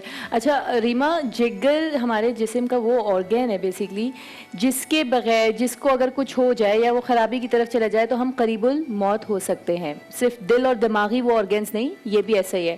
اس کا مین فنکشن یہ ہے, عباس بھائی نے بہت اچھا ڈیفائن کیا, اس کا مین فنکشن یہ, ایک تو یہ خون بناتا ہے, اس کے بعد جو بھی ہم غذا لے رہے ہیں وہ غذا جب ہمارے جگر, جب प्रोसेस्ड हो कि जब हमारे जिगर में जा रही होती है तो हमारा जिगर एक पिगमेंट प्रोड्यूस करता है, दैट्स कॉल्ड बाइल. बाइल का काम ये होता है, बाइल जाकर इंटेस्टीन्स में वो उस तमाम ग़िज़ा से मिनरल्स, प्रोटीन्स, विटामिन्स निकाल के वो हमारे इंटेस्टीन्स में एब्जॉर्प्शन होती है, जिसके ज़रिए वो ग़िज़ाइयत हमारे जिस्म तक पहुँचती है जो हम खा रहे होते हैं. और अगर ये ख़राब हो जाए तो फिर हमारे इंटेस्टीन्स में एक लेयर बैठनी शुरू हो जाती है, जिसकी वजह से वो एब्जॉर्प्शन नहीं हो पाती और फिर हमारी जो हमें चाहिए, जो हमें ताकत चाहिए, वो हमें ताकत भी नहीं मिल पाती, प्लस हमें अच्छा खून भी नहीं मिल पाता. तो ये तमाम चीज़ों से हम सफ़र करते हैं अगर खुदा ना खास्ता किसी भी पेशेंट का जिगर ख़राब हो जाए. जो एहतियात हमने बरतनी चाहिए, अल्कोहल तो definitely is one of the most important reason, लेकिन हमारे इस्लाम में नहीं है तो बहुत कम लोग उसके एडिक्टिव होते हैं, लेकिन smoking is the most important reason. Specially जो चेन स्मोकर्स हैं, जो वीट स्मोकर्स हैं, वो उससे जिगर, अगर आप मैंने पूरा एक इस पर रिसर्च भी पढ़ी थी, देखी भी थी कि एक बॉक्स में आप लेवर रखें और उसमें स्मोक, जो सिगरेट का स्मोक है वो डालते हैं तो इट बिकम ब्लैक, तो गुर्दा भी ब्लैक हो जाता है, वो सारे लंग्स हमारे ख़राब होते हैं. तो smoking is a main cause जिससे आपकी बहुत सारी प्रॉब्लम्स होती हैं.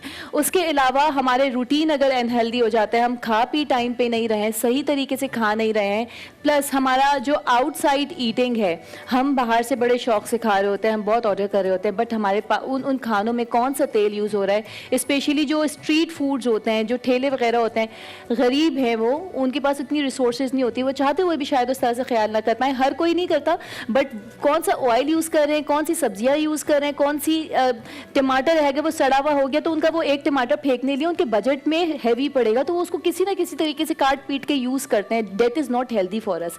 इसी तरह से प्याज हो गई और बाकी चीज़ें भी हो गई, तो हम बाहर की जो कंटेमिनेटेड फूड और डाइट ले रहे होते हैं उससे भी हमारे जिगर पे बहुत बुरा असर पड़ता है.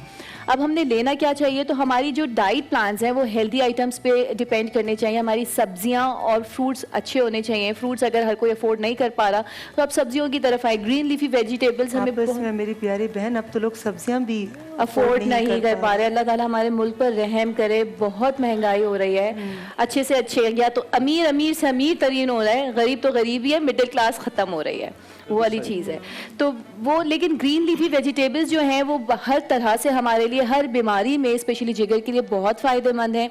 अब डाइट प्लान पे जब आप जा रहे होते हैं, आपको पतला होना है, तो वो लोग बहुत सारी चीज़ों को खाना छोड़ देते हैं. तो इन चीज़ों की स्मूदीज़ हमारे लिए बहुत फ़ायदेमंद होती हैं. पालक हो गया या सब्ज़ी हो गई है.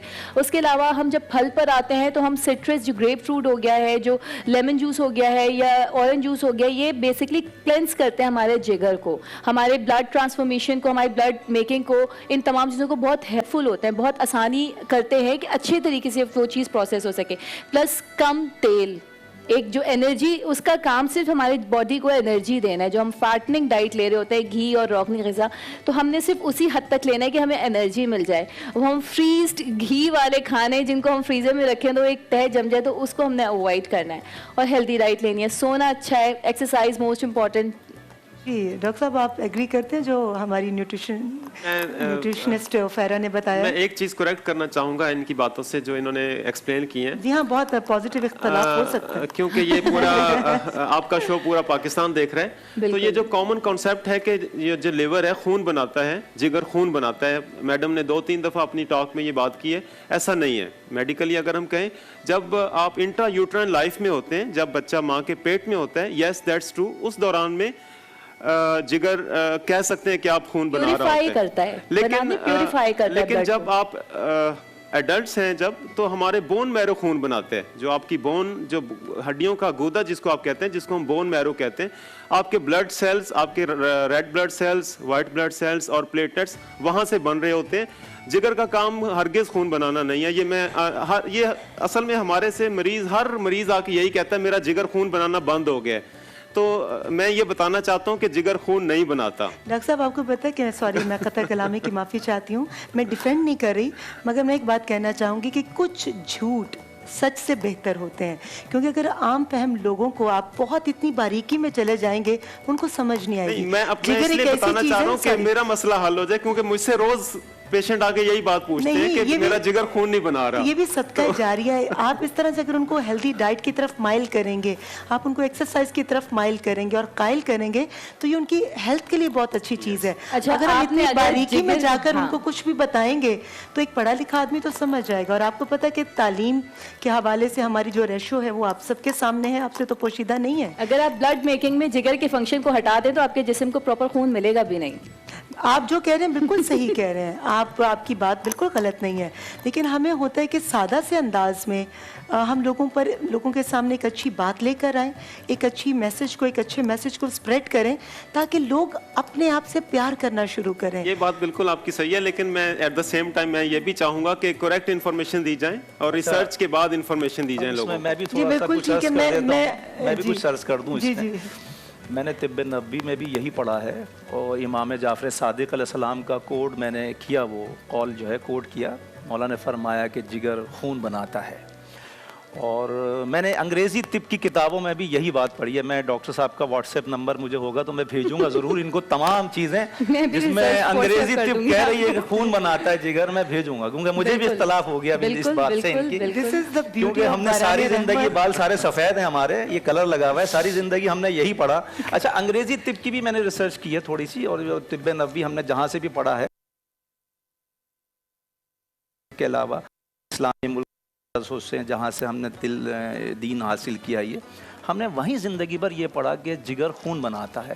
اچھا, ہم نے رسول اللہ کا قول بھی اس کے بارے میں یہی پڑھا, ہم نے امام جعفر صادق علیہ السلام کا قول بھی یہی پڑھا, اور ہم نے انگریزی طب کی کتابیں جب کھول کے دیکھی, اور اتفاق کی بات ہے آج صبح بھی جب 2 بجے مجھے معلوم چلا اس پہ ٹاپک میں نے کھول کے دیکھی, اس میں میرے پاس یہی لکھا ہے کہ جگر خون بناتا ہے. اب میں ڈاکٹر صاحب کو واٹس ایپ پہ بھیجوں گا. اچھا, جگر کی تمام اختلافات کو ایک سائڈ پر رکھتے ہیں, بالکل جگر خون بناتا ہے. خون صاف رہنا چاہیے, خون کی صفائی کا اور اپنی روح کی صفائی کا, دونوں صفائیوں کا خیال رکھنا چاہیے. ڈاکٹر صاحب, میں آپ کے پاس آؤں گی, آپ سے پوچھنا چاہوں گی, یہ خوبصورت باتوں کا سلسلہ جاری رہنا چاہیے. میں سمجھتی ہوں کہ ایک دوسرے کی اصلاح کے لیے اگر کسی بات پر آپ لوگ متفق نہیں ہیں تو پازیٹیولی اس پر بات کرنی چاہیے, تاکہ اس کے اندر بات کے اندر سے ایک اور بات نکلتی ہے اور لوگوں کی معلومات میں اضافہ ہوتا ہے. میں نے تو کل بھی یہ ذکر کیا تھا کہ سائنس جو ہے ابھی تحقیق اور تجربے کے راستے میں ہے. اب اس بات سے آپ بہت کچھ سمجھ لیں. آپ سائنس, میں نے جتنی سائنس پڑھ لی اس میں یہی ہے کہ جگر خون بناتا ہے. اچھا, سائنس کے نظریات, نئی تحقیق, نئے نظریات آتے ہیں تو سائنس اپنا اسٹیٹمنٹ چینج بھی کرتی ہے. سائنس پہلے کہتی تھی کہ سیب میں 20 بیماریوں کا علاج ہے, آج سائنس کہتی ہے کہ 40 بیماریوں کا علاج ہے. سائنس تحقیق کو چینج کرتی ہے. اچھا, لیکن یہ جو وحی الہی ہے, یہ جو طب نبوی ہے, یہ کبھی چینج نہیں ہوتا, کیونکہ انہوں نے کسی ادارے سے نہیں پڑھا, انہوں نے کسی سے تجربے سے نہیں پڑھا, انہوں نے صرف پروردگار کی جو وحی ہے, اللہ کی جو وحی کے ذریعے سے یہ علم اترا ہے, وہ ہے الہامی ہے. بالکل جی, بالکل, اس سے تو کوئی انکار ہے ہی نہیں آپ کی بات سے. ڈاکٹر صاحب, میں آؤں گی کہ اتنے محدود وسائل میں آپ ایک ایسے علاقے میں جو شہر میں بھی شمار نہیں ہوتا, ایک بہت دور دراز علاقہ ہے, اس میں آپ اتنے مشکل کام کو لے کر چل رہے ہیں, تو مجھے بتائیں اس میں ڈیفینیٹلی پیسوں کی ضرورت پڑتی ہوگی, تو آپ کیسے افورڈ کرتے ہیں, کیونکہ آپریشن کوئی بھی ہو اس پر لاگت آتی ہے اچھے خاصے پیسوں کی, تو آپ پلیز اس حوالے سے مجھے ذرا بتائیے گا. جگر کی پیوند کاری جو لیور ٹرانسپلانٹ ہے, یہ ایک میں سمجھتا ہوں کہ یہ سب سے مہنگا آپریشن ہے. یہ اگر آپ جی بالکل, میرا مقصد یہی تھا کہ آپ اس پہ تھوڑا سا, بہت سارے لوگ ہیں اپنا جگر لیور ٹرانسپلانٹ کرواتے ہیں. جب ہمارے پاس پرائیویٹ سیکٹر میں وہ آتے تھے تو میں دیکھتا تھا کہ تقریباً 80 to 90% لوگ وہ ہوتے تھے جو اپنا گھر بیچ کر آتے تھے, وہ پیسے اکٹھے کر کے. کوئی بھی آپ دیکھیں کہ ہارڈلی 0.5% ایسے لوگ ہوں گے, اگر آپ اس کو کہیں کہ آپ کے جگر کی پیوند کاری ہونی ہے اور اس پہ 50-60 لاکھ روپے لگ رہے ہیں, کوئی پورے پاکستان میں میں سمجھتا ہوں کہ 0.5% سے ہوں گے جن کو سوچنا نہ پڑے کہ پیسے کہاں سے آئیں گے. باقی سب لوگ ایسے ہوں گے جو آپ کو بتائیں گے کہ ٹھیک ہے, ہم اپنے کچھ زیادہ تر تو لوگ یہی کہہ دیتے ہیں کہ ممکن نہیں ہے ہمارے لیے اتنے پیسے. جو کچھ مڈل کلاس ہوتے ہیں, جس طرح میڈم نے کہا کہ مڈل کلاس بھی ختم ہو رہی ہے, مڈل کلاس ہوتے ہیں وہ کیا کرتے ہیں, یا تو لون لیتے ہیں اپنے رشتہ داروں سے کہتے ہیں, یا بہت سارے لوگ اپنا گھر بیچ کر ہمارے پاس آ کے یہ لیور ٹرانسپلانٹ کرواتے تھے. تو یہاں پہ گمبٹ میں یہ ہے کہ کیونکہ گورنمنٹ ہاسپٹل ہے, یہاں پہ ہمارے ہاسپٹل کے ڈائریکٹر اس میں بہت محنت کرتے ہیں, اور ابھی تک تمام فنڈز سندھ حکومت مہیا کر رہی ہے.